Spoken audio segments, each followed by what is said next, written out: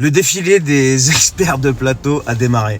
Alors vous me direz, il s'est jamais interrompu, mais là, depuis les annonces d'envoi de chars, et maintenant l'autre qui demande des avions, et quoi encore, des missiles longue portée, etc., t'as tous les experts de plateau.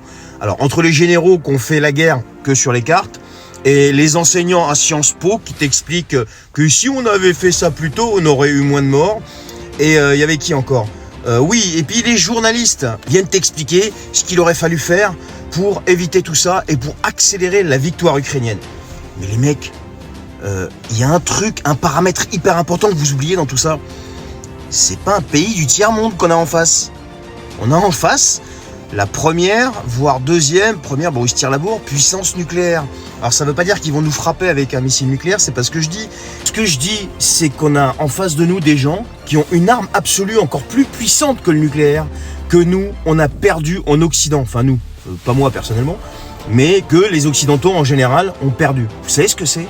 Le patriotisme. Ces mecs-là sont prêts à mourir pour leur pays.